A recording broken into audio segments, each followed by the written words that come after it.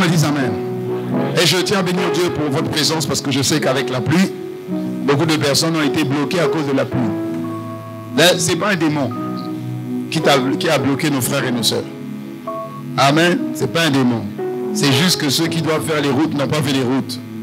Et donc quand il pleut, tu as l'impression que tu as une rivière où il y a une sirène qui est devant ta porte et puis tu n'arrives plus à sortir. Et cette sirène dit tu n'iras pas à l'église. Dis Amen. Puis toi tu dis Amen aussi parce que tu ne peux pas aller à l'église. Il y a une marbre devant toi. On m'a montré une fois un jour en plein centre-ville de Pointe-Noire. Il pleuvait. Enfin il avait plu. Et il y avait un couple, c'était les Occidentaux, je crois. Ils étaient dans leur petit canoë, en pleine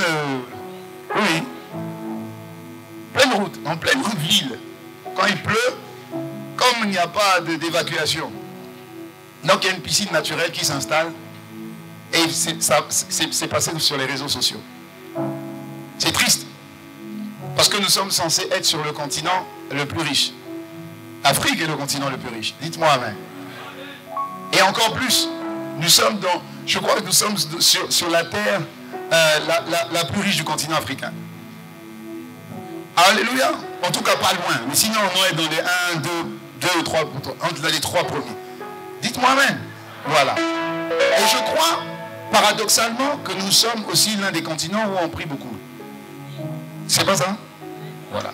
Donc il y a un problème parce qu'on prie beaucoup. Nous sommes sur une terre riche, mais on vit comme des pauvres. Donc le souci, le problème ne vient pas de la notion de prière. Parce qu'on prie. Les nations, ils ne prient pas. Mais quand il pleut, ils ont canalisé l'eau. L'eau, c'est où elle doit aller. Nous, on a laissé l'eau libre. Et on a bloqué même son évacuation naturelle. Donc, il y a débordement. Et pourtant, on prie. Dis-moi Amen. On prie, mais on vit mal. Jésus dit, mais jusqu'à présent, vous n'avez rien demandé. Priez afin que votre joie soit complète. Priez, moi je vais vous répondre parce que je veux que vous soyez joyeux pleinement. On prie, mais on n'est pas joyeux. Alléluia. Pourtant on prie. Est-ce que je parle à quelqu'un? Donc le souci, c'est pas la notion de prière, parce que nous sommes depuis un moment sur la prière et on peut dire encore la prière. Oui, mais le souci, c'est que parce qu'ils l'ont dit que quand tu sais quelque chose que tu ne vis pas, c'est que tu ne sais pas. Alléluia. Oui.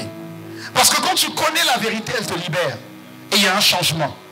Donc si je connais la puissance qu'il y a dans la prière, je dois vivre le résultat de cette puissance dans mon quotidien. Est-ce que je parle à quelqu'un? Est-ce que je parle à quelqu'un? Alléluia. Donc le souci, c'est pas prier. Je crois que le souci, c'est comment on prie. Amen. C'est comment on prie. Jésus a dit, vous priez, mais vous ne recevez pas.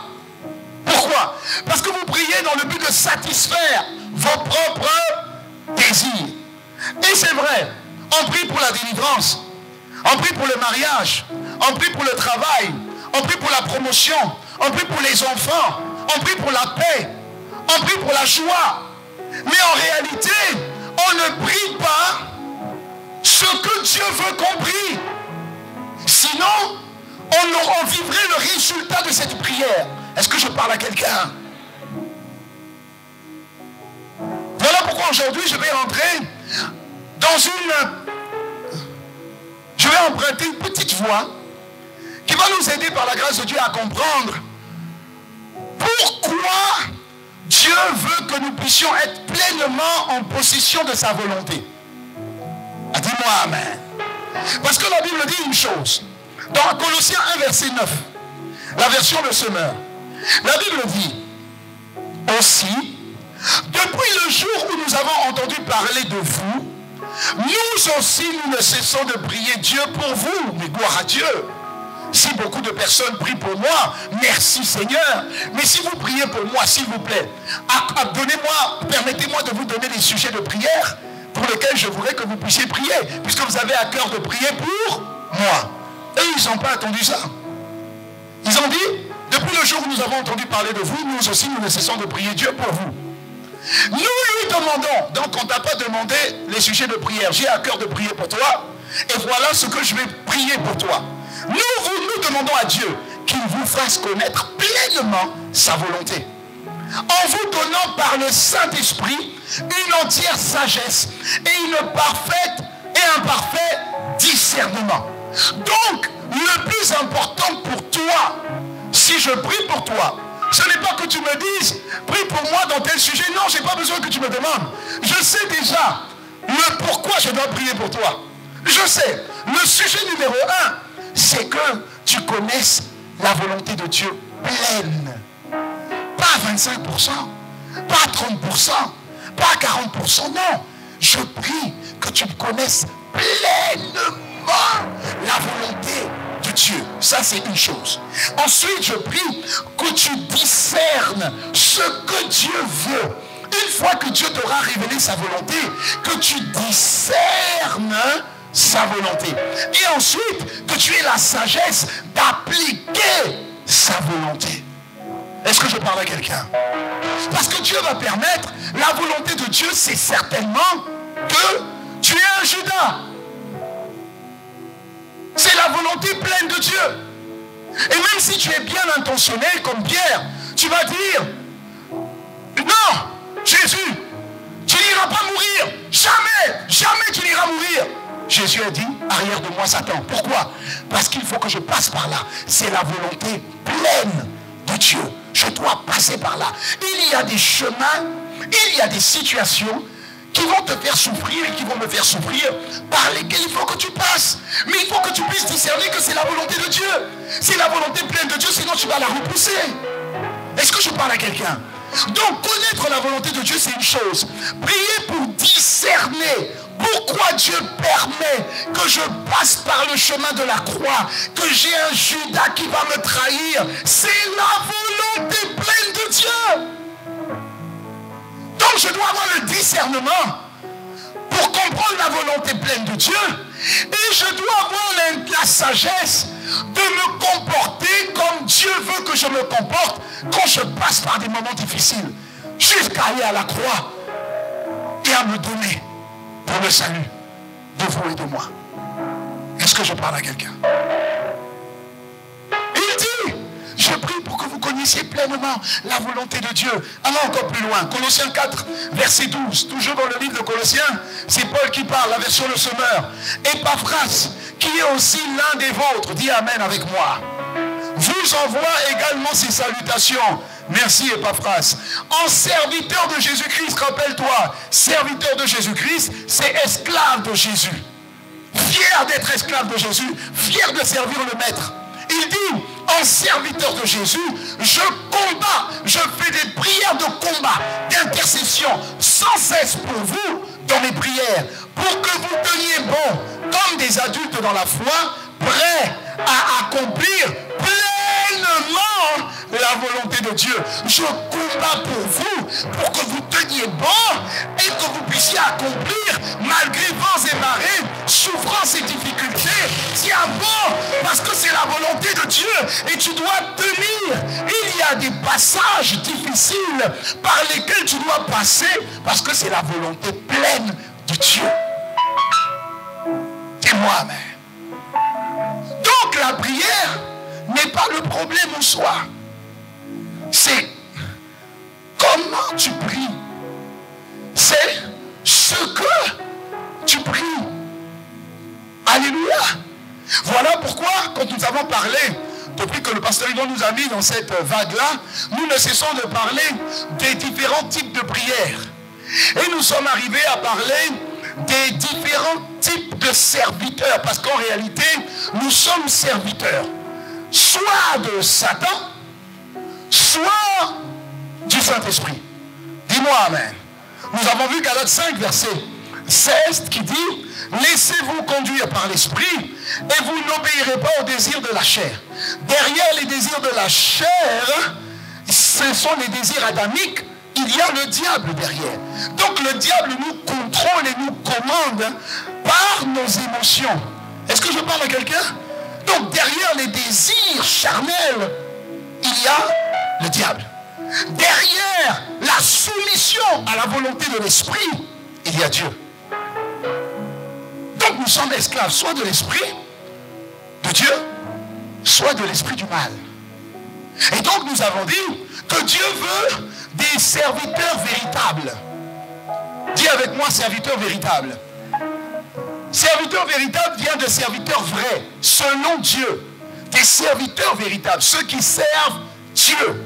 Et regardez maintenant ce que Jésus dit dans Matthieu 11, verset 28 à 30. La version second 21. Jésus dit, venez à moi, vous tous qui êtes fatigués et courbés sous un fardeau, et je vous donnerai du repos. Jésus est en train de faire de la récupération, où Jésus est en train d'appeler et de faire du recrutement. Il dit, mais venez à moi, vous tous qui êtes esclaves, parce que vous êtes sous un joug étranger. Vous êtes sous un maître qui vous fait souffrir, qui vous fatigue par les maladies et les différents problèmes de ce siècle. Il dit, mais venez à moi, vous tous qui êtes fatigués et courbés sous un fardeau, moi je vous donnerai du repos. Sous-entendu, le maître sous lequel vous êtes ne vous donne aucun repos. Tu sors d'un problème, tu rentres dans un problème. Tu sors d'une maladie, tu rentres dans une maladie. Tu résous un problème, tu rentres encore dans un autre problème. Est-ce que je parle à quelqu'un? Donc Jésus est en train de dire, moi, je vais vous donner du repos, parce que vous avez besoin de repos. Regardez, il continue son recrutement. Il dit, acceptez les exigences. Sous-entendu, vous êtes sous des exigences. Vous êtes sous la coupe de quelqu'un qui ne vous laisse pas respirer. Il y a des familles qui ne respirent pas. Des fois, tu es dans des situations où tu ne respires pas. Il y a une sœur qui m'a appelé, qui m'a envoyé un message, je crois, avant-hier. Elle a décrit les problèmes qu'elle a, mais c'est incroyable. Au travail, elle est attaquée. À la maison, à l'école, son enfant est malade. À la maison, on veut la mettre dehors. Le Dieu ne te laisse pas respirer. Il veut t'étouffer. Il veut t'étouffer au milieu des problèmes. Donc le diable est exigeant. Et ces exigences conduisent à la mort et tu ne mourras pas, tu vivras au nom de Jésus. Oh, j'ai pas entendu ton amen. Il dit, donc Jésus dit, il fait son recrutement, il dit, acceptez mes exigences et laissez-vous instruire par moi. Pourquoi? Parce que moi je suis un maître doux. Autrement dit, l'autre est méchant. Moi je suis doux. Et moi je suis humble de cœur. L'autre n'a pas de cœur. Avec moi vous trouverez du repos. Avec l'autre vous ne trouverez aucun repos. Jésus est en train de faire du recrutement. Verset 30. Il dit, oui, laisse là, ne va pas au verset 30. Ok, tu peux aller, vas-y. Il dit, mes exigences sont bonnes et mon fardeau est léger. Tout ça pour vous dire que Jésus est en train de vous dire, mais venez auprès de moi.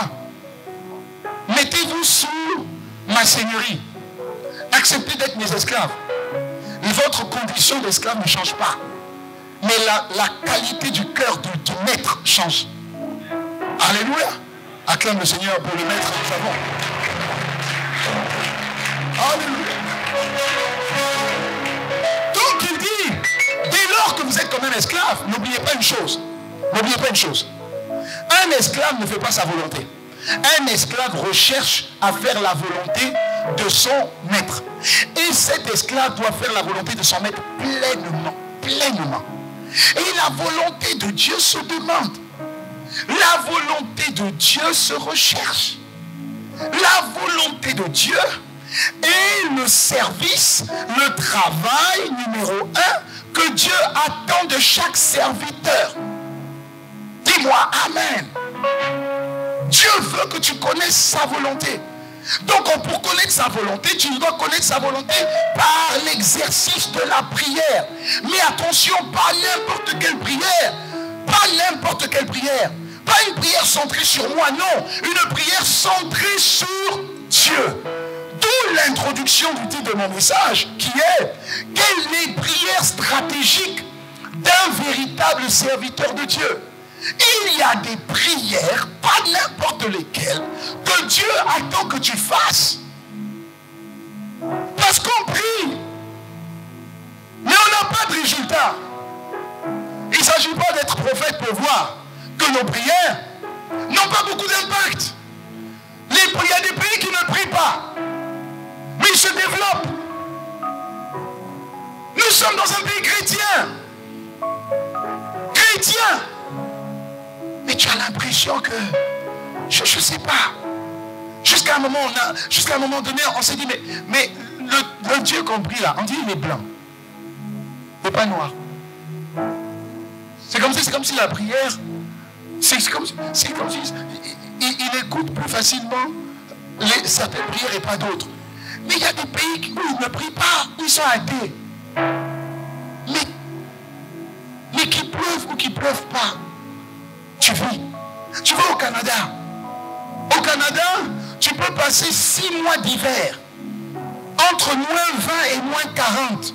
6 mois. Mais ils ont dompté le temps. Est-ce qu'ils prient plus que nous? Non. Est-ce qu'ils prient plus que le continent africain? Je ne pense pas. Ils prient aussi, oui. Mais c'est comme si peut-être que la prière l'avait plus fluidifiée. Non, c'est plus une prière qui est plus fluidifiée. Il y a des types de prières que Dieu attend que tu puisses faire. Connaître la volonté de Dieu, c'est bien.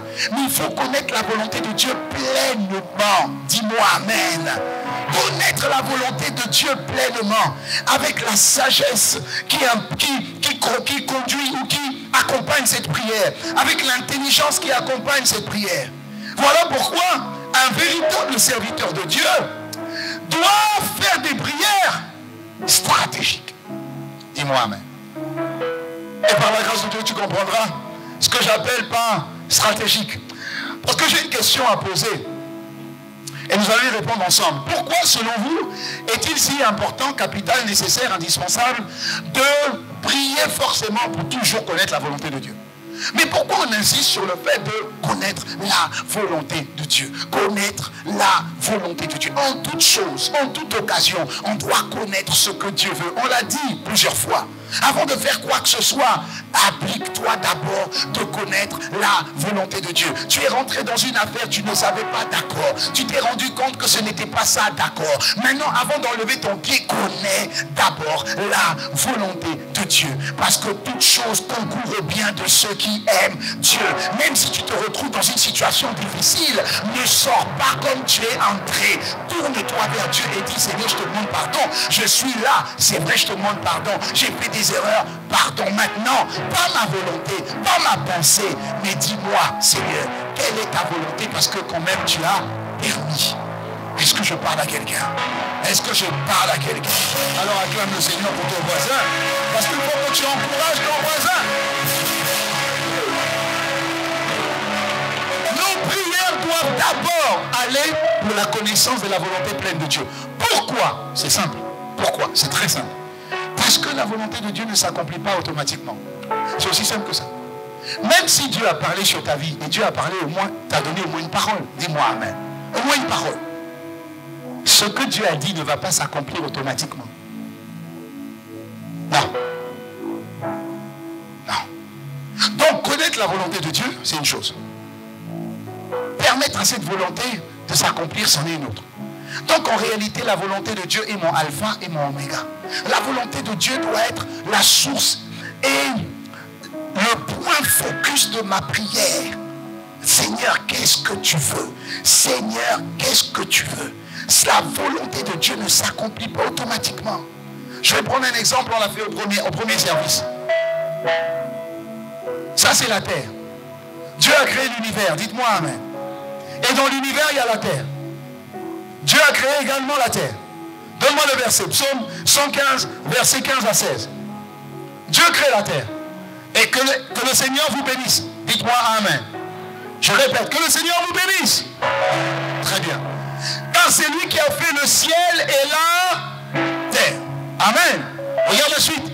Le ciel qu'il a fait est le ciel du Seigneur. Ça veut dire son quartier général. Mais la terre, il l'a donnée aux hommes. Même si Dieu est propriétaire de la terre, il Il a donné la gestion et le contrôle aux hommes. La terre m'appartient et tout ce qui s'y trouve. Mais volontairement, j'ai fait confiance à ma création. Je respecte ta gestion. Écoutez-moi bien. Je respecte ta gestion.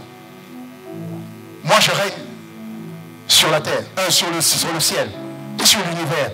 Mais la terre est à toi. Dis-moi amen. Maintenant, qu'est-ce qui s'est passé? Ce qui se passe, c'est que le premier homme, Adam, avait la gestion de la terre. Tout ce qui se trouvait sur la terre était sa responsabilité. Il a dit, garde et développe. Alléluia. Très bien.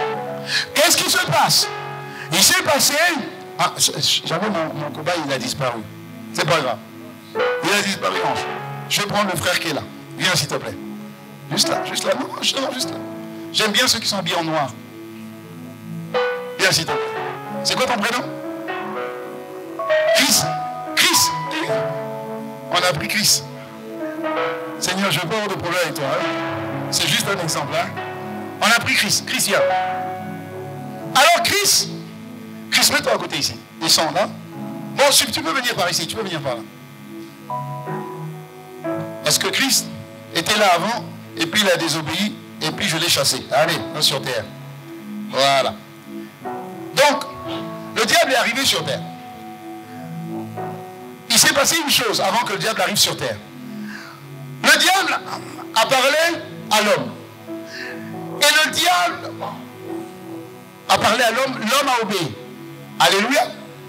La Bible dit, vous êtes esclaves de celui à qui vous obéissez. Adam avait oublié ça. Donc quand le diable parle à l'homme et que l'homme lui obéit, il se passe quelque chose que l'homme n'avait pas anticipé. Qu'est-ce qui se passe? L'homme devient esclave du diable et ce que Dieu avait donné à l'homme, voilà. Est-ce que quelqu'un me suit? Et on le voit dans Luc 4, verset 6.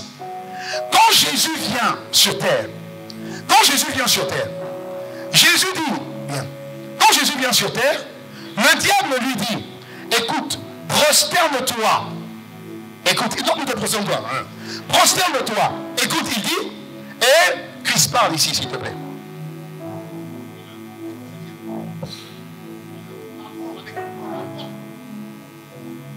Puis, il lui dit,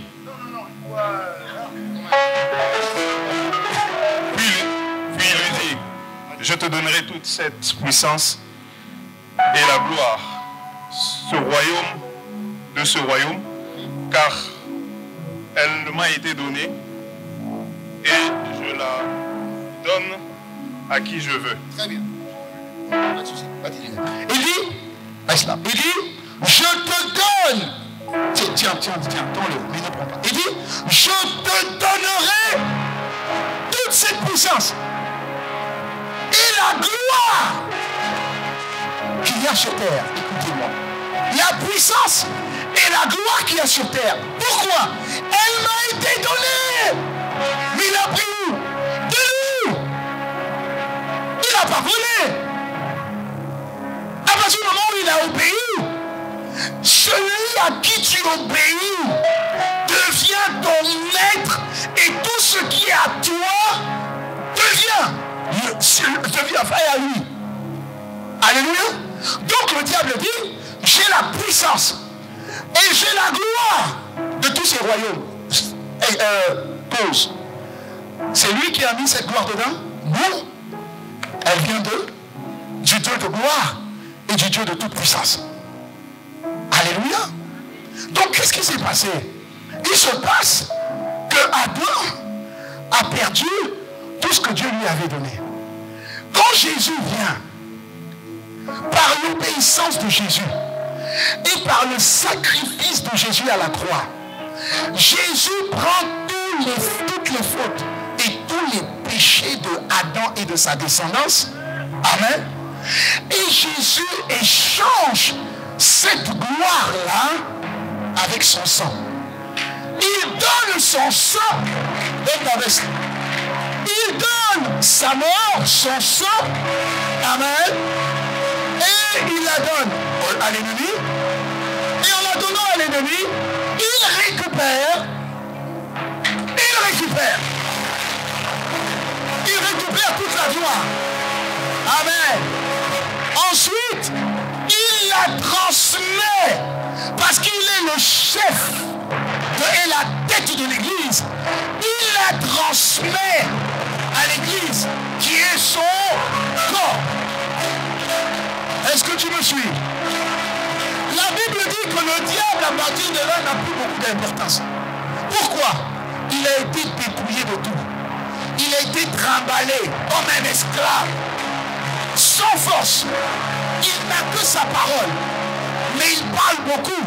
Il n'a rien du tout. Est-ce que je parle à quelqu'un? Est-ce que je parle à quelqu'un? Maintenant quand Dieu remet à l'homme ce pouvoir, Dieu, Jésus, dit une chose importante.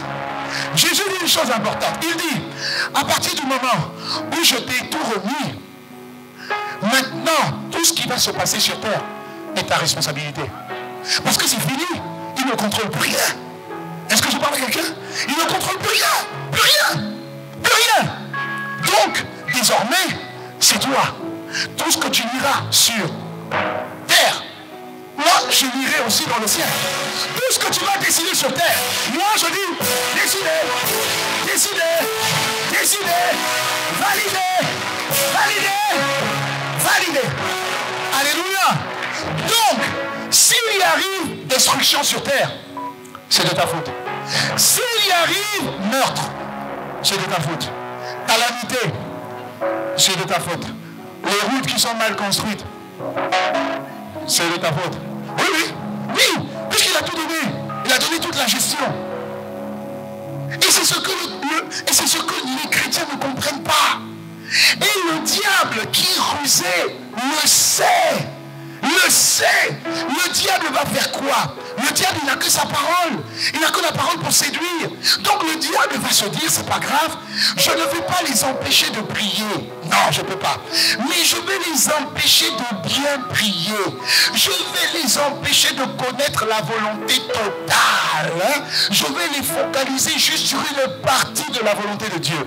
Et je vais les emmener à penser que le plus important, c'est ton salut et le salut de ta famille. Reste là. D'accord? Si je veux continuer à prier, alors prie pour ton travail. Et puis prie pour ton mariage. Regarde, tu commences à être âgé. Tu vois, regarde la soeur, elle a 34 ans. Prie pour ton mariage. Et aussi prie pour les enfants. Vous comprenez? Donc il va focaliser les enfants de Dieu à se centrer seulement sur eux. Parce qu'il sait que la prière qui est faite sur la base de nos propres désirs ne va pas nous emmener à une vie d'impact. Tu peux être un chrétien béni dans un quartier où il pleut, tu ne vas pas à l'église. Est-ce que je parle à quelqu'un? Et donc ça arrange le diable. Ça arrange le diable. Et donc, les enfants de Dieu ont oublié que quand il y a destruction, meurtre, j'ai regardé sur internet tout à l'heure, cette semaine, on a montré un reportage sur un groupe de voyous à Kinshasa, sans pitié, ils tuent sans pitié. Hein, je ne sais pas si vous avez vu ça. Ok? Mais ça se passe pourquoi?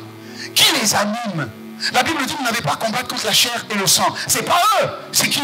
Ce sont les esprits. Quels esprits? Les démons que Dieu a déployés sur terre. Parce que 1 Jean 5, verset 19, je crois. Le monde entier est sous la puissance du malin. Nous sommes de Dieu, c'est vrai, mais le monde entier est sous la puissance du malin. Donc le diable a investi la terre et toutes les localités territoriales.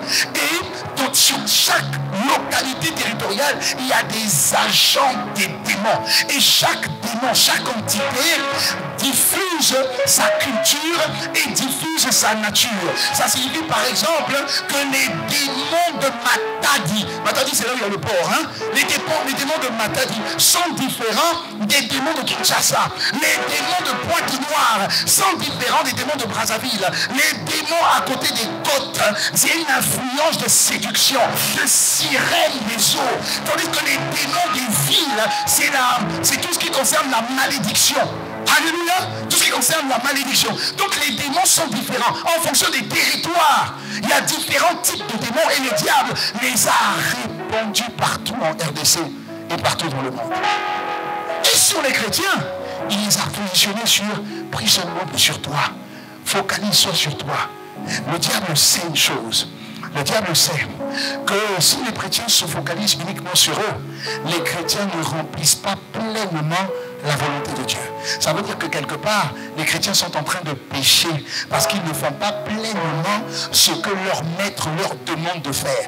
Donc nous on prie, on est dans les églises, on est là, on prie seulement pour nous, on prie seulement et on vient nombreux. Quand ce sont des séminaires sur les réclamations sataniques familiaux, ah là on vient, ok, ce sont des réclamations sataniques familiales, donc là on est là, parce que ça concerne moi, ça concerne mon grand-père, ça concerne ma grand-mère, oui, mais ça ce sont des stratégies de l'ennemi, parce qu'il ne veut pas que tu te focalises sur la terre que Dieu t'a donnée. Ça signifie sur le quartier où Dieu t'a implanté. Ça signifie sur la ville où Dieu t'a mis. Ça signifie sur la commune ou la province où Dieu t'a positionné. Si Dieu t'a fait naître là, c'est pas seulement pour ta famille, c'est aussi pour le quartier, c'est aussi pour la commune, c'est aussi pour la ville et c'est aussi pour le pays. Dis-moi amen. Alléluia. Est-ce que tu me suis jusque-là? Donc regarde maintenant ce que le diable a fait. Le diable a fait une chose. Il veut que le péché monte. Il sait que quand une ville pêche, les gens pêchent, Dieu va détruire. Il le sait. Regarde Ézéchiel 22, verset 30 à 31. Il dit, j'ai cherché parmi eux. Mais parmi où? Mais ici. Je cherche au milieu de mon assemblée. Je cherche, ne serait-ce qu'un homme. Je ne cherche même pas toute une église. Je cherche une personne. Je cherche un homme qui fasse quoi? Qui élève un mur et qui se tienne à la brèche devant moi en faveur du pays, afin que je ne le détruise pas. Et je n'en trouve pas. Donc, au lieu que Cédric se focalise sur sa famille, il faut que Cédric soit conscient que ce n'est pas seulement sa famille. Parce qu'il sait que dès qu'il croit, Dieu a dit, dès que tu crois, toi et ta famille, vous êtes sauvés. Donc, ne te focalise plus sur ta famille. Focalise-toi sur d'autres familles. Focalise-toi sur le quartier. Focalise-toi sur la commune. Focalise-toi sur la ville. Est-ce que je parle à quelqu'un? Parce que tu peux être béni, mais toi tu vis dans un quartier maudit. Et toi ta prière sera, Seigneur, fais-moi sortir de ce quartier. Mais non, tu ne dois pas sortir de ce quartier. Tu es la lumière de ce quartier. Tu sortiras de ce quartier quand tu seras sorti des ténèbres, ce quartier. Alléluia. Et donc il dit, je n'en trouve pas. Regarde la suite. Regarde la suite. Il dit, c'est pourquoi je répandrai ma fureur sur eux. Je les consumerai dans le feu de ma colère. Je leur ferai payer leur conduite. Le Seigneur l'Éternel le déclare. Je vais détruire non seulement la ville, mais je détruirai tous ceux qui sortent dans la ville. Pourquoi? Trop de péché. C'est trop. C'est beaucoup trop. Le problème, c'est que ce n'est pas que je veux détruire, mais c'est que je ne trouve personne. Et si la perversion s'élève, je détruirai. Je l'ai déjà fait avec Noé. Alléluia. Je l'ai déjà fait avec Noé. C'est vrai qu'après j'ai établi une alliance. J'ai dit, plus jamais je détruirai la terre. Il a dit la terre. Il n'a pas dit un pays ou un peuple. Hein? Alléluia. Il dit, ok, je ne détruirai pas toute la terre. Ça va. Je commence à prendre l'expression, ça va. Mais il dit, je détruirai un peuple et je détruirai un pays. Pasteur, donne-moi un exemple. Je te donne l'exemple. Rappelez-vous d'Abraham et Sodome et Gomorrhe. Juste pour que tu comprennes pourquoi Dieu veut que nous rentrions dans les prières stratégiques. Gardons l'intensité de la prière, c'est une bonne chose. Mais le comment et le ce que prier, là il faut changer. Est-ce que je parle à quelqu'un? Regardons ce qui s'est passé avec Abraham et Sodome et Gomorrhe. Genèse 18, verset 20. Version le semeur. Alors l'Éternel dit à Abraham, de graves accusations, mets-toi debout. Il dit, de graves accusations contre Sodome, donc Dieu parle, de graves accusations contre Sodome sont montées à moi. Et Gomorrhe sont montées jusqu'à moi. Leur perversité est énorme. Dieu dit, c'est trop. Pourtant Dieu est là à la colère. Hein? Si Dieu dit c'est trop, c'est que vraiment c'est trop. Ok. Il dit, de graves accusations sont montées contre Sodome et Gomorrhe. Ok, première question. Qu'est-ce qui se passe à Sodome et Gomorrhe? Répondez-moi. Culte particulier. On y va. Qu'est-ce qui se passe à Sodome et Gomorrhe? Il y a la débauche, perversion, impudicité, meurtre, idolâtrie, inceste. Ok? Il y a tout ça. N'est-ce pas? Ok.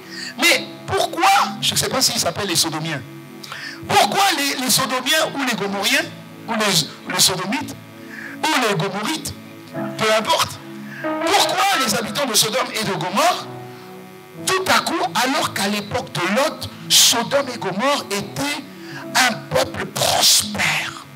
Alléluia. C'était une région que Dieu avait bénie. Mais pourquoi une région que Dieu a bénie, avec des gens que Dieu a bénis, se sont pervertis? Mais qu'est-ce qui a amené ce changement? Qui? Celui qui se sent coupable lève la main. Alléluia. Très bien. C'est le diable qui l'a fait. On est d'accord? Très bien. Regardez encore. De graves accusations contre Sodome et Gomorrhe. Qui est allé accuser Sodome et Gomorrhe auprès de Dieu? C'est pas pour rien que tu as deux mains. Alléluia. Et c'est ce que le diable fait. Le diable nous pousse à l'erreur et le diable va nous réclamer. Va nous accuser. C'est ce que le diable fait. Tout le temps. Tout le temps. Tout le temps. Va à la suite. Dieu dit une chose encore. Il dit, je veux descendre moi-même pour voir si leur conduite est vraiment conforme à ce que j'entends dire. Dieu est en train de dire que ce que tu me dis est trop grave. Je veux moi-même me rendre compte. Tellement le niveau de perversité était énorme. Et si c'est le cas, je le saurais. Que quelqu'un me dise aïe. On va ensuite au verset, nous sommes au verset 21, alors verset 22. Là-dessus, ces hommes partirent en direction de Sodome, et tandis qu'Abraham continue de se tenir en la présence de l'Éternel. Première chose que tu dois connaître sur un serviteur véritable qui prie des prières stratégiques. Première chose, il se tient toujours dans la présence de Dieu. Dis-moi amen. Toujours dans la présence de Dieu. Abraham est resté dans la présence de Dieu. Abraham est resté dans la présence de Dieu. Pourquoi rester dans la présence de Dieu? Parce que rester longtemps dans la présence de quelqu'un te permet de connaître le cœur de la personne. Et quand tu connais le cœur de la personne, suis-moi bien, tu sais comment toucher le cœur de la personne. Comment toucher le côté sensible de la personne. Et c'est ce que Abraham a pu discerner chez Dieu. Parce que c'était un homme de la présence de Dieu. Je prie que nous soyons une église de la présence de Dieu. Je prie au nom de Jésus. Je prie vraiment que nous soyons une église de la présence de Dieu. Et si tu le crois, tu dis un bon amen, elle vient sur toi. Il est resté demeuré dans la présence de Dieu. Ce qui lui a permis de faire une chose. On va maintenant directement au verset 32. La Bible dit au verset 32. Abraham dit, ça signifie qu'Abraham a commencé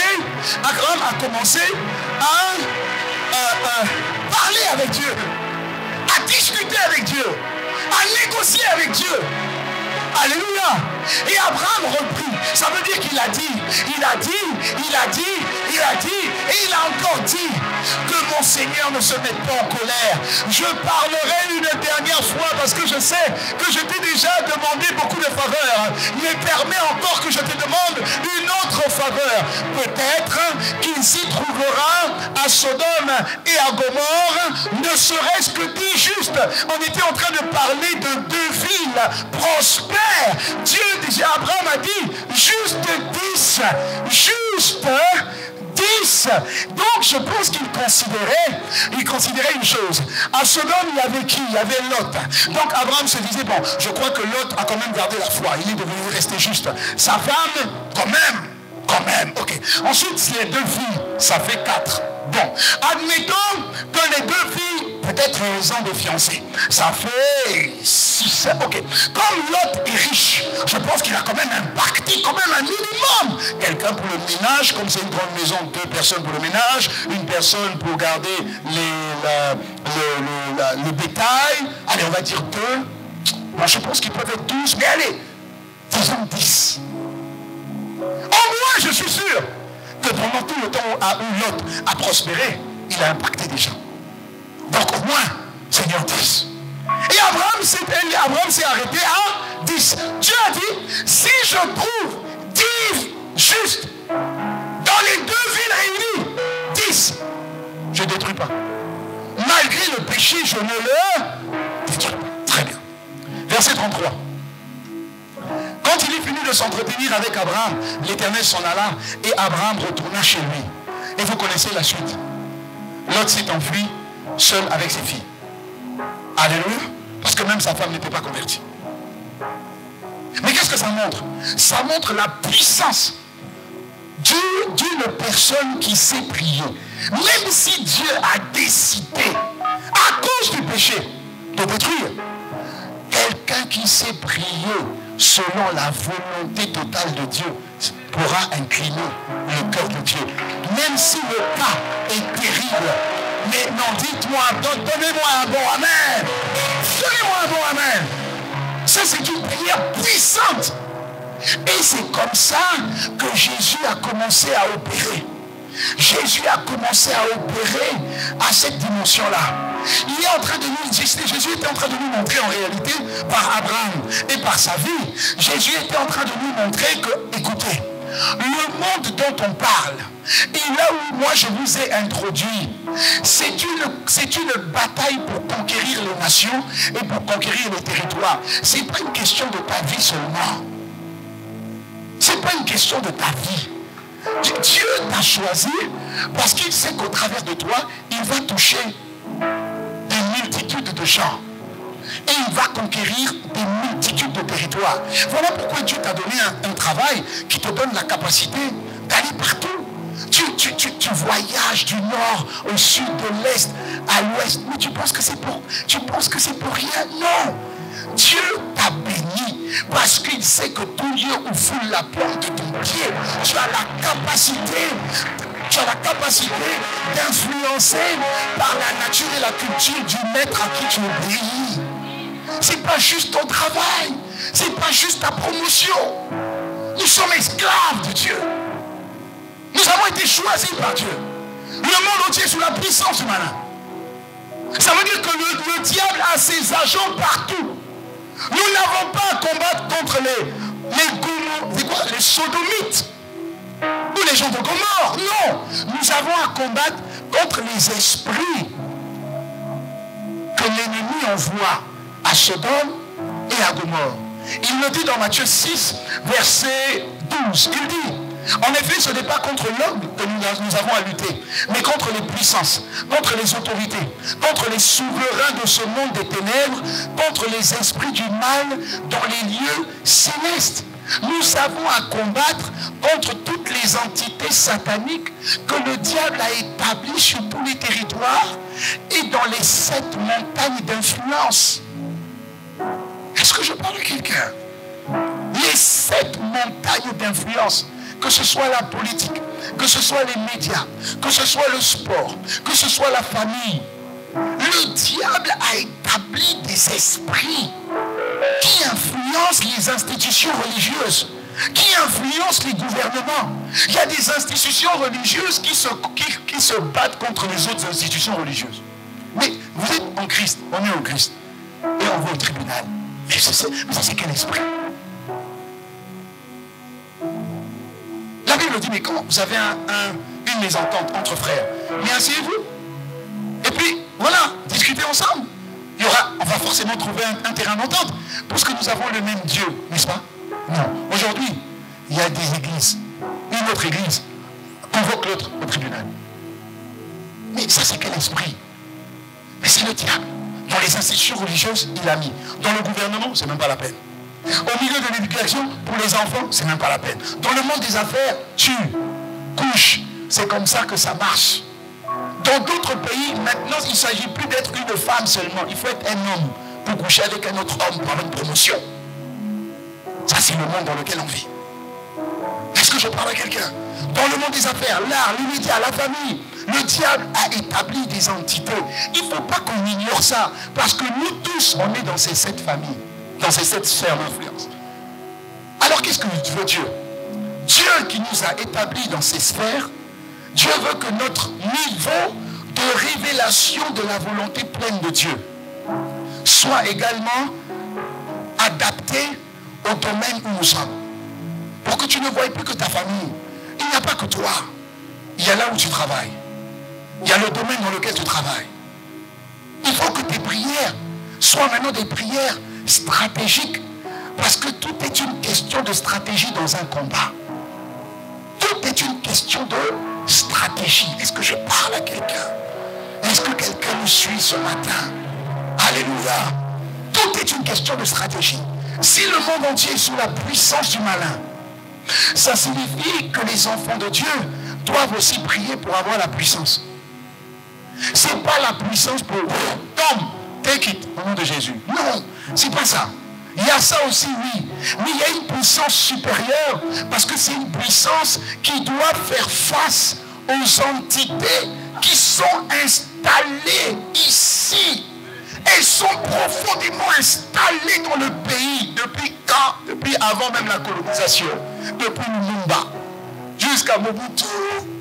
Ce pays a lié des alliances avec des forces occultes. Même s'il est parti, ces alliances agissent encore aujourd'hui. Pays riche, mais qui vit comme un esclave. Prière stratégique des serviteurs de Dieu établis ici. Est-ce que je parle à quelqu'un? Est-ce que je parle à quelqu'un? Donc il te faut une puissance. Parce que le monde entier est sous la puissance du malin. Il te faut donc une. Il te faut une. Regarde ce que Dieu dit maintenant.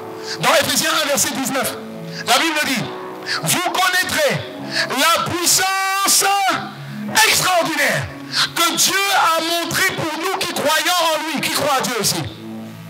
Donc il y a une puissance extraordinaire. Il y a une force et il y a une puissance que Dieu réserve à ses enfants. Alléluia. Très bien.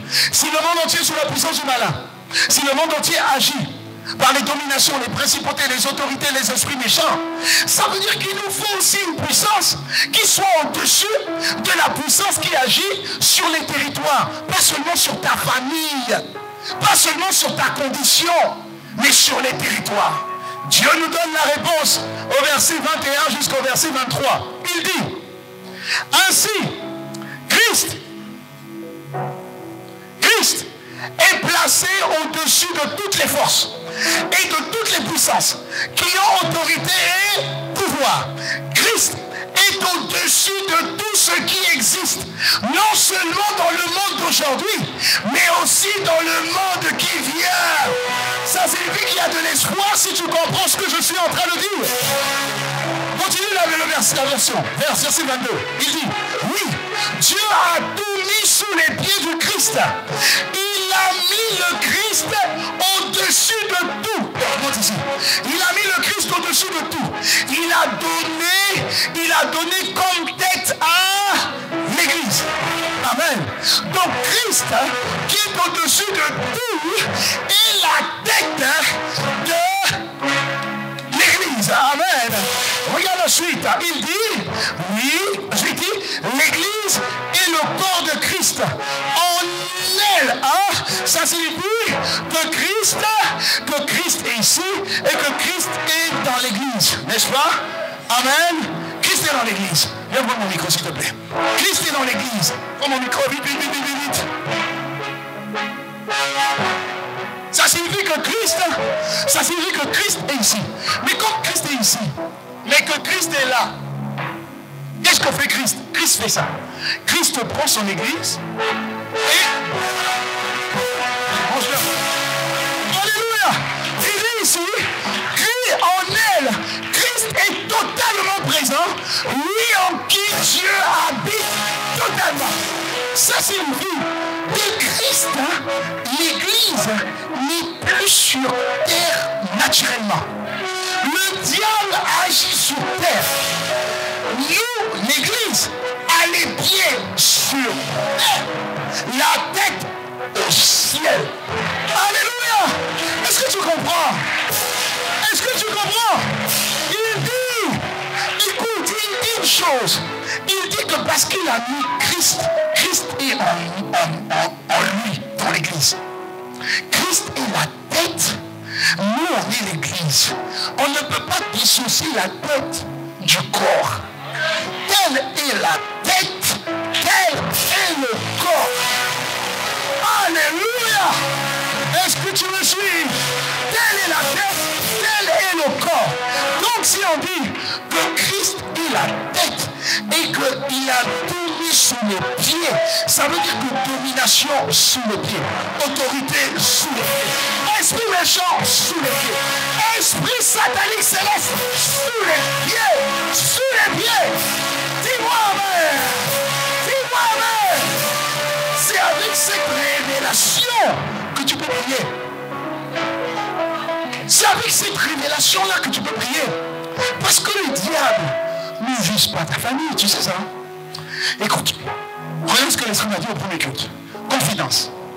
Ça ne dérange pas que le diable ait 10 000 personnes. Allez, compassion 15 000. Non, ça ne dérange pas. Parce qu'au tout et au tout, est-ce qu'on est 1 million de chrétiens en RDC? Ça m'étonnerait. Allez, cadeau. Prenez même 2 millions. Allez, même cadeau. Prenez 5 millions. Amen. Donc le diable va dire, les 5 millions là, il faut les laisser. Ils n'ont qu'à prier sur Satan sous nos pieds, Satan est sous nos pieds, Satan est sous nos pieds. Oui, quand tu dis Satan est sous nos pieds, c'est dans le domaine de la stérilité, sous nos pieds, parce que nous on veut des enfants, sous nos pieds, le travail, sous nos pieds, ok? Le diable dit oui, il faut les laisser là-bas. Eux-mêmes disent oui, on est sous vos pieds, il n'y a pas de problème, on est sous vos pieds. Occupez-vous, vous êtes 5 millions. Mais vous avez oublié que la RDC c'est 100 millions. Donc les 95 millions, moi je suis au-dessus et je les écrase. Parce que vous avez oublié une chose, c'est que Dieu vous a donné le pouvoir sur les 100 millions. C'est ce que l'Église ignore totalement. Dieu vous a donné le pouvoir. Ah, n'oubliez pas, la terre est entre vos mains. Tout lieu où fout la plante de vos pieds, Dieu vous la donne en possession. Et Dieu, Christ qui est en vous, Christ qui est en vous, domine sur toute domination, principauté, autorité, esprit méchant, établi où? En RDC, sur toute la RDC. Maintenant, si vous ne vous contentez que de votre libération, délivrance, bien-être personnel et familial, quoi? Adieu pour vous. Moi, je me focalise sur les 95 millions de personnes. Et c'est pourquoi tu es un chrétien béni. Tu as une excellente maison, une belle maison. Mais quand il pleut, tu es bloqué. Ta maison est bénie. Ton quartier me dit.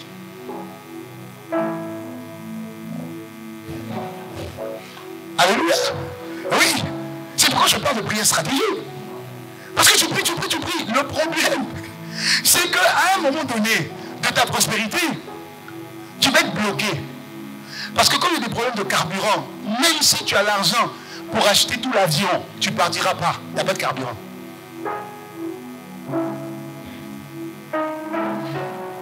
Il n'y a pas de carburant. J'ai pris Air France. Air France est venu dire, ils vont à Brazza. Nous sommes désolés, il n'y a pas de carburant. C'est-à-dire que nous qui sommes dans l'avion, on veut se faire petit. Alors, le commandant, on est désolé, nous pensions qu'il y avait du carburant. Il n'y a pas de carburant dans un pays producteur de pétrole. n'y a pas de carburant. Après, il dit, nous allons aller à Kinshasa, mais malheureusement, il n'y a pas de carburant non plus. Donc, on est obligé d'aller à Marseille, de prendre le carburant. Mais quelle honte! Non, quelle honte! Oui, mais la honte est qui? Nous, les chrétiens, on va dire, voilà, il ne faut plus voter sur monsieur, il faut l'enlever. Lui, c'est bon, prenez-le, c'est faux. Même s'il y en a 4 ou 5 qui se succèdent, ça ne changera pas. On a oublié qu'on est resté, je ne sais pas combien d'années, 18 ans, avec l'ancien. L'autre n'a même pas fait 3 ans. On regrette déjà l'ancien. Lui, il a fait 18 ans. Tu as oublié? C'est ça l'homme. Tu ne te rends pas compte que Dieu est en train de te dire, écoute, Dieu est en train de te dire, le problème, c'est toi. C'est même pas, c'est pas eux. C'est toi le problème. Parce que tu n'as pas compris que c'est à toi que j'ai donné la gestion du pays où je t'ai établi. Je t'ai envoyé en exil. Tu n'es pas de ce monde, hein? Mais tu es dans ce monde. Et je t'ai envoyé en exil dans ce monde pour que tu attires et tu appelles mon royaume dans ce monde. Pas pour toi, pas pour ton foyer, pas pour ta famille. Parce que de toutes les manières, c'est moi qui t'ai choisi. Est-ce que je parle à quelqu'un? Est-ce que je parle à quelqu'un? Donc donne-moi un amen de rage. Alléluia. Jésus a montré. Dès qu'il est venu, Jésus a montré une chose. Dès qu'il est venu, il a dit, le royaume de Dieu est arrivé. Ça veut dire, bon voilà. Il y a un mouvement qui commence. Jésus a dit. Et regardez la réaction des gens. Quand Jésus a commencé à parler comme ça, le roi Hérode de l'époque a dit, non. Il veut nous déstabiliser. Et à l'époque, ils avaient déjà compris que le royaume que ce monsieur transporte vise la transformation des nations. Oh, mais pour qu'on comprenne, vise la transformation des nations. Ça veut dire, il amène un mouvement là qui peut déstabiliser mon pouvoir. Ça veut dire qu'il amène réellement un royaume, une culture, une nature. Il a dit non, il faut détruire ce monsieur. Il faut détruire ce monsieur. Mais aujourd'hui, sincèrement, quelle église embête? C'est-à-dire que tout ce qu'on fait, hein, nos évangélisations, tout ça, est-ce que même là où ils sont au courant? Pourquoi? Parce que notre révélation de la volonté pleine de Dieu n'a pas encore été révélée, constatée. On ne prie que pour nos églises. On ne prie que pour nous. Nos nuits de prière, c'est pour que Dieu te guérisse de ta stérilité. Si c'est vrai, dis amen au moins. Parce que c'est vrai. Donc on ne fait pas un constat sur là où nous sommes, on n'avancera pas. Alors Jésus montre. Ok, Jésus montre l'exemple. Il dit, la première fois il a prié toute la nuit. Pourquoi? Pour choisir son gouvernement. 12 personnes. Il a prié toute la nuit. 12 personnes. Ensuite, durant son ministère, Marc 1, verset 35, je crois, la Bible dit, il se levait très tôt le matin, vers le matin. Alors qu'il faisait encore sombre, il se leva et sortit pour aller dans un endroit désert où il pria. Ah, les disciples, il prie la nuit, il prie le matin. À la fin du ministère de Jésus, dans Hébreux 5, versets 7 à 10, on constate que Jésus prie encore. Les disciples ont dit non. Seigneur, la dimension de la vie que tu amènes bouleverse l'ordre établi. C'est comme si l'ordre établi est bouleversé. Il ne sait pas que nous on ne prie pas. C'est que nous on ne sait pas comment prier. Seigneur, montre-nous comment prier. Alléluia. Donc Dieu leur a révélé la volonté pleine concernant ce qu'il veut établir sur la terre. Il dit, notre Père qui est aux cieux. Enseigne-nous à prier, tout comme Jésus l'a enseigné à ses disciples. Au verset 2, il dit, quand vous priez, notre Père Céleste, que la sainteté de ton nom soit respectée. Donc que tu sois le premier, l'alpha et l'oméga, Que le monde reconnaisse que tu es saint et que tu existes. Il n'y en a pas d'autre. Il n'y a que toi. Le véritable maître de l'univers, c'est toi. Donc, que la sainteté de ton nom soit respectée de tous. Honorée par tous. Ça, c'est un. Deux, il dit que ton règne, ça veut dire quoi? Que ton gouvernement vienne, descende. Parce qu'il s'agit d'un gouvernement. Dis à ton voisin, il s'agit d'un gouvernement. Il s'agit d'un gouvernement. Il s'agit de posséder le royaume sur terre, ici la RDC, par la culture de la RDC du ciel. C'est pourquoi le mouvement Bongwana, je dis, mais Seigneur, mais c'est dangereux. C'est un mouvement de transformation. Ça signifie qu'à un moment donné, la politique en place peut dire, ils envoient vraiment un message qui nous expose. Alléluia. C'est un message qui emmène la population à ouvrir les yeux.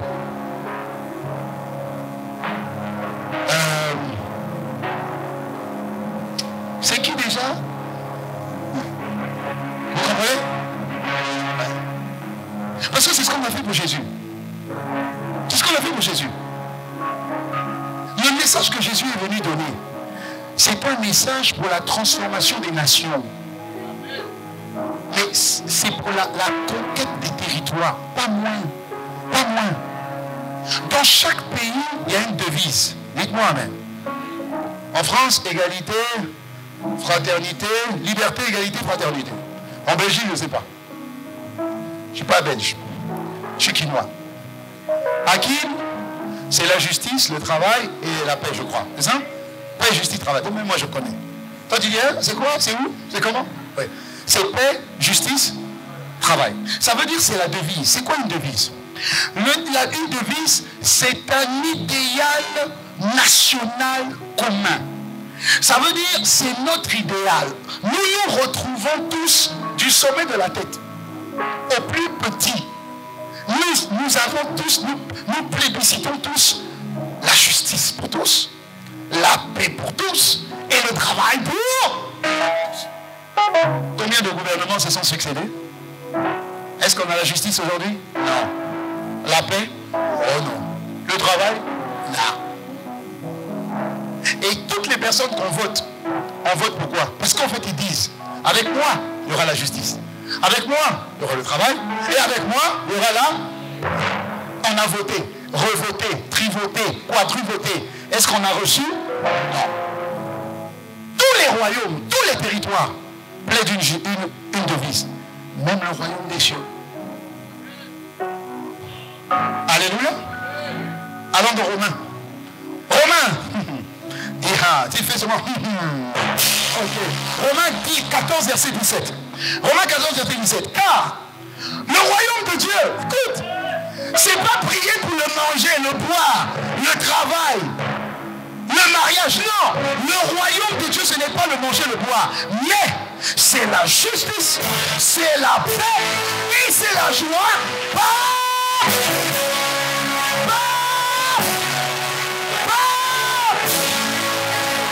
Il est en train de dire ici que la clé de la devise, même du ciel, n'est valable que par le Saint-Esprit. Bon, si pour le ciel, la devise ne peut être appliquée que par le Saint-Esprit, à combien plus forte raison sur la terre? Quel homme, quel chef d'État va te dire, je vais donner le travail, je vais donner la justice, je vais donner la paix, et puis il n'a pas le Saint-Esprit? C'est de l'utopie. C'est pas possible. Si même le ciel dit que c'est par le Saint-Esprit, alors à combien plus forte raison pour un homme? Voilà pourquoi on met les espoirs dans un tel. Il pense au pouvoir. Il ne peut pas. Pourquoi? Il ne peut pas. Pourquoi? Parce qu'il est là. Il ne peut pas. Plein de promesses. Je ferai ceci, je ferai cela, je ferai ceci, je ferai cela, je ferai ceci. Et nous tous on est oui. Paul Martin.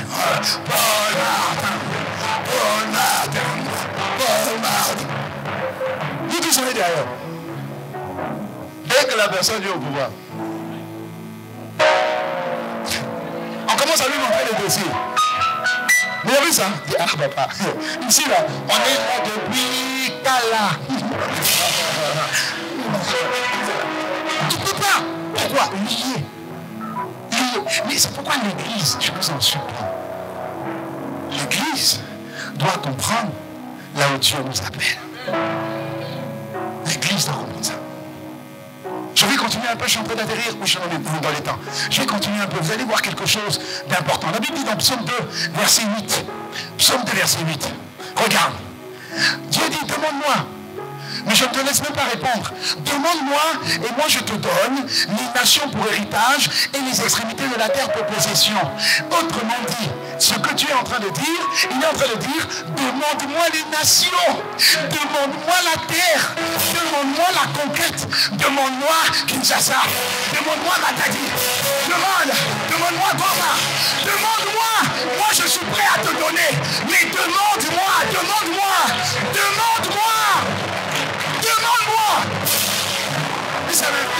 Ça n'intéresse pas les chrétiens, mais pas, ils se sont libérés de ça, délivrés de ça, affranchis de ça, dans le nom de Jésus, dis-moi Amen. Il dit, demande-moi, je te donne les nations pour héritage, je te donne les extrémités de la terre pour possession, je te les donne, pourquoi? Je t'ai choisi pour être la lumière du monde et pour être le sel de la terre. Je t'ai choisi pour ça. J'ai fait de toi un roi et un sacrificateur. Je t'ai établi ici en RDC. Je ne t'ai pas établi en Belgique. Je t'ai établi en RDC parce que je t'ai équipé pour que par toi la RDC soit sauvée, la RDC soit libérée, la RDC soit transformée, la RDC soit affranchie. Je l'ai fait. C'est moi qui t'ai choisi. Ce n'est pas toi qui m'as choisi. S'il te plaît, il va encore plus loin. Il va plus loin. Dans Jérémie 29, verset 7, il dit, Jérémie 27, verset 29, verset 7, il dit, recherche le bien-être de la ville où je t'ai emmené en exil. Toi, tu veux absolument quitter la RDC. Quitte même à faire des faux visas. Tu sais, ça va marcher pour tes amis. Mais quand ça sera toi, on va te bloquer. Ne pleure pas. C'est Dieu qui t'aime. Mais Dieu t'aime. Il y a des gens qui ont cherché la mort en voulant absolument quitter un territoire. Ils sont morts en chemin. Ils se sont arrivés, ils se sont arrêtés quelque part en Libye là. Après ils ont pleuré. Venez me chercher. En Afrique, on n'affrète pas les avions pour aller chercher. L'État africain dit, c'est moi qui t'ai dit d'aller là-bas. Si Dieu nous a fait naître ici, c'est que Dieu n'est pas stupide. Dieu sait. S'il t'a mis là-bas, dans mon coin préféré, Moujimaï, j'aime bien Moujimaï. Si Dieu t'a fait naître à Moujimaï, même si Moujimaï est plein de trous, au milieu des ténèbres, la lumière brille. La Bible dit, les peuples autour de toi vont vivre à la clarté de tes rayons. Alléluia. Mais ça, c'est parce que cette personne-là connaît la vérité. Et la vérité le libère de toute forme de frustration, de toute forme d'handicap, de toute forme de honte. Il a honte d'être de telle ethnie, honte d'être de telle ethnie, honte d'être de telle ethnie. Je ne suis pas d'une ethnie ou d'une autre. Je suis seulement dans l'enveloppe d'une ethnie. Mais je viens de Dieu. Je suis issu de Dieu. Et je suis là pour une mission. Éclairer le monde là où Dieu m'a emmené. Et transformer le territoire là où Dieu m'a posé. Dis-moi, Amen. Il dit, recherchez le bien de la ville où je vous ai envoyé en exil. Écoute maintenant. Il dit, car et priez, intercéder auprès de l'Éternel en sa faveur. Parce que votre bonheur est lié. Ça signifie que tu as beau chercher la délivrance, tout ce que tu veux. Hein? À un moment donné, tu es de la RDC, tu as tout l'argent que tu veux. Ton enfant peut être malade. Mais Maintenant, il faut l'évacuer. Il n'y a pas de carburant. Tout ton argent ne peut rien faire. Ta bénédiction ne peut rien faire. Parce que tu t'es focalisé sur toi au lieu de te focaliser sur la ville. Ça veut dire que ta lumière est une lumière au minimum qui est destinée à la ville. Donc si tu brilles au niveau de la ville, Dieu amènera sa bénédiction au niveau de la ville. Et tu en bénéficieras.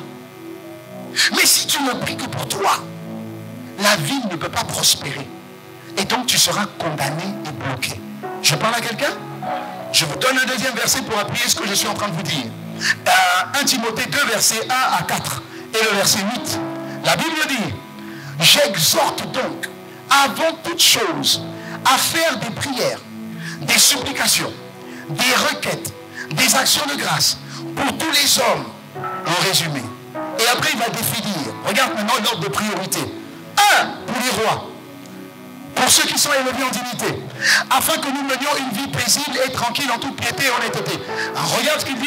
Cela est bon et agréable à Dieu qui veut que tous les hommes soient sauvés et parviennent à la connaissance de la vérité. Amen. Ok, c'est ce qu'il est en train de dire.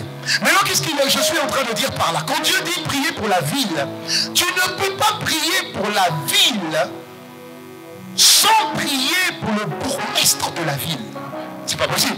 Pourquoi? Parce que la bénédiction de la ville passe par le chef de la ville. Tu ne peux pas prier pour un pays, la RDC, ça veut dire pour nos frères et nos sœurs, sans prier pour le président. Pourquoi? Parce que la bénédiction du peuple passe par la tête. La tête est le responsable. La tête est la porte. La tête est la voix qui touche le peuple. Dis-moi amen. Même le plus grand pasteur, si tu appelles même le pasteur Oedepo si tu veux, ou le plus grand pasteur de la RDC si tu veux, s'il parle au maximum, il va toucher, même avec Instagram, il va toucher à environ 2 millions, 3 millions de vues en 3, 4 jours, 5 jours. N'est-ce pas? N'est-ce pas? Ok. Seulement que notre cher président Tshisekedi prend la parole. La même journée, les 100 millions de personnes entendent. Alléluia. Donc même le plus grand pasteur qui prie n'aura pas autant d'impact que la voix du président. Je parle à quelqu'un? Voilà pourquoi Dieu dit, Dieu est sage. Il nous a dit il y a quelques semaines, prier pour les Moïse. Parce que Moïse et Josué nous font rentrer à Canaan. Oui, mais à Canaan, il y a un roi. Donc si tu veux prospérer à Canaan, il faut prier pour le roi. Donc en priant pour le roi, qu'est-ce qui se passe? Tu permets à Dieu d'agir sur le cœur du roi. Est-ce que je parle à quelqu'un? Donne-moi Proverbe 21, verset 1. La Bible dit que le cœur du roi, maintenant tu deviens roi au nom de Jésus, je t'enlève cette enveloppe au nom puissant de Jésus et tu portes l'héritage du nom que ta famille t'a donné, Christ au nom de Jésus. Amen. Alors il devient roi, dis amen. Ah, maintenant il sourit, t'as raison. Christ a eu. Il dit, Christ tu es roi. Il dit, le cœur du roi est comme un courant d'eau dans la main de Dieu. Ça veut dire que Dieu peut tenir la main du roi, n'est-ce pas? C'est ça? Ok. Il dit, et comme un courant d'eau dans la main de l'Éternel, et il l'incline partout où il veut. Dis-moi amen. Ok. Maintenant, si on va dans le livre de Job, quand Dieu vient parler à Job, et Dieu dit à Job, Job, mais est-ce que tu as parlé au matin? Est-ce que tu as commandé au matin? Est-ce que tu as commandé à la journée? Ça veut dire que Dieu est en train de dire à Job que tu as le pouvoir de maîtriser les événements de la journée. Alléluia. Dis-moi amen. Et quand il est en train de définir, trouve-moi ça, quand il est en train de définir à Job, à un moment donné, il dit à Job quelque part, Job, quand tu pries, Dieu étend sa main. Et le bras de l'ennemi est brisé. Alléluia. Donc, qu'est-ce qu'il est en train de dire? Il est en train de dire que Dieu prend, venez derrière moi, Dieu tient le cœur du roi, et quand l'Église prie, l'Église tient le bras de Dieu. Et c'est puissant, regarde-moi. Quand l'Église prie, Dieu permet à l'Église d'orienter son bras. Quand tu dis à Dieu, c'est très bien, ça c'est très bien, continue. Il dit depuis que tu existes, est-ce que tu as commandé? Ok. Donc il est en train de dire à Job, parle. Parce que tout ce que tu dis sur terre, moi, je valide. Moi, je valide. Descends. Il dit, moi, je valide. Et qui? Voilà, continue, descends. Et il dit, continue, voilà, c'est bien. Ok, il dit, pour que les méchants soient privés de leur lumière et que le bras qui se lève soit brisé. Ça signifie que quand l'Église prie les prières stratégiques au niveau des nations et au niveau des pays, au niveau des territoires, l'Église peut contrôler la main de Dieu. Ok? Donc l'Église prie. Dieu prend la main des présidents. Et Dieu incline la main des cœurs des présidents. Tu vois, Dieu a la capacité de dire fais ça. Ou fais ça. Alléluia. Et quand Dieu dit fais ça, conformément à ce que l'Église dit, ceux qui font le bénéfice. Est-ce que je parle à quelqu'un? Est-ce que je parle à quelqu'un? Voilà pourquoi la Bible dit heureuse la nation dont l'Éternel est Dieu. Heureuse la nation dont l'Éternel est Dieu. Mais une nation dont l'Éternel est Dieu, ça signifie que le premier a le cœur pour Dieu. Donc Dieu, par ce mouvement, nous emmène à prier pour les villes, pour les communes, pour les provinces, pour les chefs d'État, pour son gouvernement, pour les députés. Intercéder, prier, intercéder. On va à Massina. Vous pensez que les démons de Massina, qui ont été appelés par les démons de... C'est qui tout le monde? On était là, Galima. Ils ont dit Galima, il dit, cousin, oui, ils viennent chez toi. Papa, prépare-toi. Nous, on avait minimisé, mais prépare-toi. C'est comme ça qu'il veut faire. Alléluia, c'est normal. Tout le monde ferait ça. Dieu nous appelle à être des serviteurs véritables qui prient stratégiquement.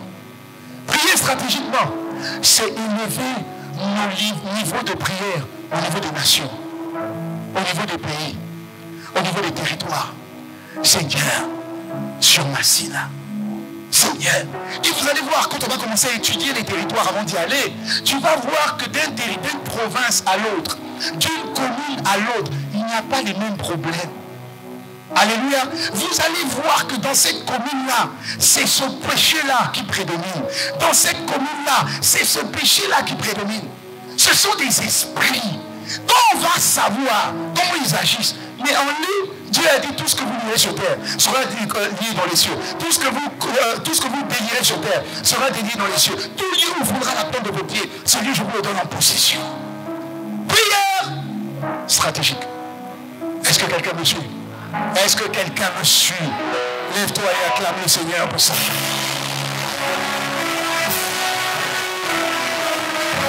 Donne-moi un bon amen et acclame le Seigneur pour ça. Donne-moi un bon amen et acclame le Seigneur pour ça. Donne-moi un bon amen et acclame le Seigneur pour ça. Pendant que tu es en train d'acclamer Dieu, vois là où Dieu te positionne. Vois là où Dieu te positionne. Là, vois là où Dieu te positionne. Vois là où Dieu te positionne.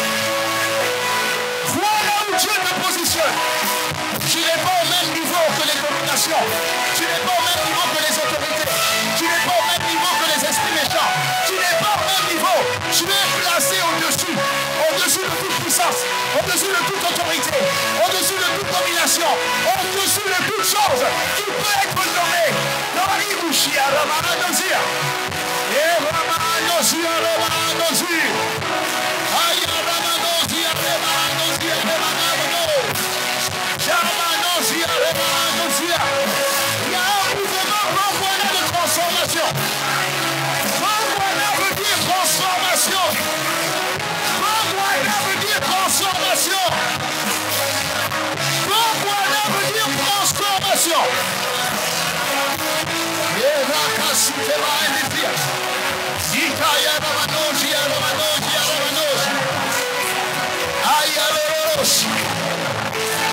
Dieu demande que tu montes de niveau.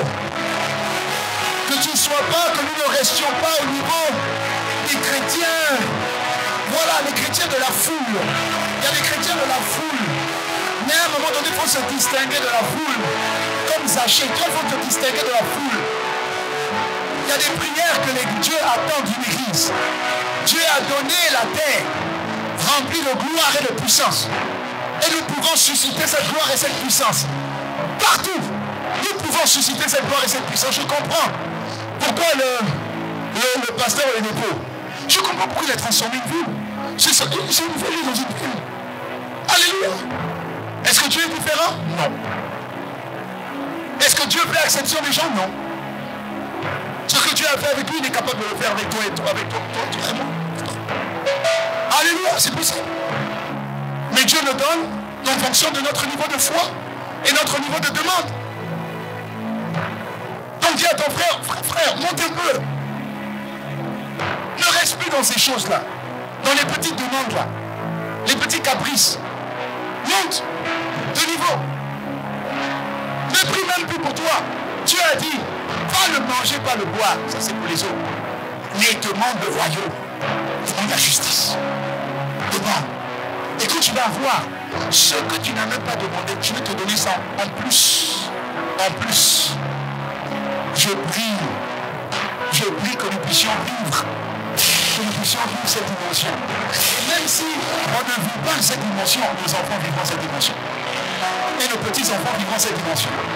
Parce que ça me ferait du mal de quitter ce monde avec ce monde et laisser mes enfants dans ce monde terrible.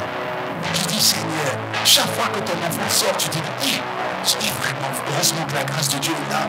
Parce que là-bas, tu entends, on a pris un enfant, on a kidnappé un enfant, on a pris un... Seigneur, Seigneur. Et heureusement que Dieu nous révèle que tant qu'on est là, il y a de l'espoir. Et tant qu'on prie les prières stratégiques conduites par l'Esprit pour les nations et pour les territoires. Même quand on sera 100 000, parce que je t'assure que Dieu est capable de nous rendre plus que 100 000. Même quand on sera plus que 100 000, ma chère, c'est rien à côté des 100 millions. Alléluia, c'est rien à côté des 100 millions. Même quand on sera 5 millions, c'est rien à côté des 100 millions. Alléluia, parce que Dieu a donné sa vie pour les 100 millions.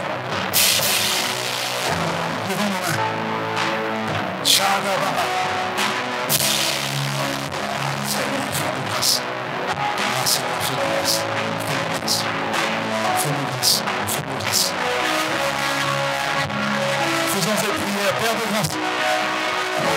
Nous implorons ta grâce et ton pardon sur ton peuple, sur ton église. Nous avons été égoïstes. Nous n'avons pensé qu'à nous. Nos foyers, nos familles, nos carrières, nos destinées. Ce n'est pas mauvais en soi. Mais nous avons pensé qu'à nous. Seigneur, pardonne-nous. En réalité, nous avouons, nous sommes responsables de tout ce qui se passe. Là où tu nous as exilés. Tu as dit, tout lieu te foulera la plante de nos pieds. Tu nous le donnes en possession. Pardon, parce que nous avons critiqué au lieu de prier. Nous nous sommes centrés sur nous-mêmes au lieu de regarder autour de nous. Seigneur, pardon. Seigneur, pardon.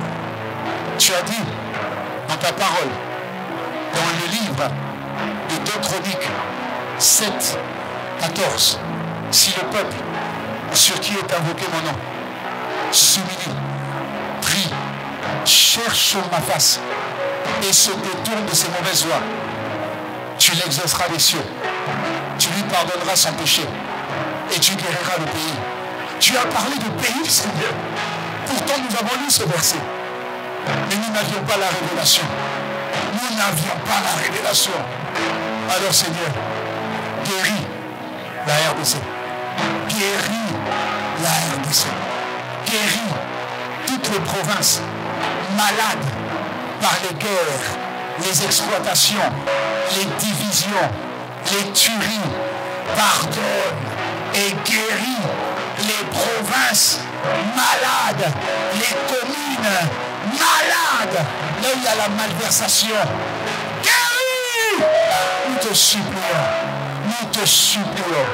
Merci pour ta parole et merci d'avoir suscité le mouvement d'Angwana, mouvement de transformation, de métamorphose, de métanoïa, de changement. Seigneur, fais au-delà de ce que nous demandons et de ce que nous pensons par la puissance qui agit en nous, à la gloire de Jésus. Avec action de grâce, au nom de Jésus. Amen, amen.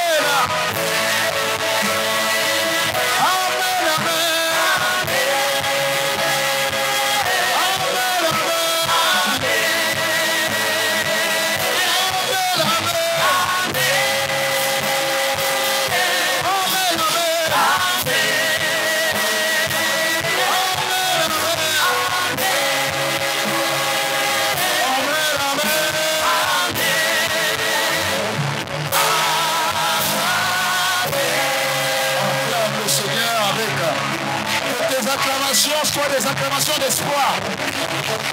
L'espoir est encore possible. L'espoir est encore possible.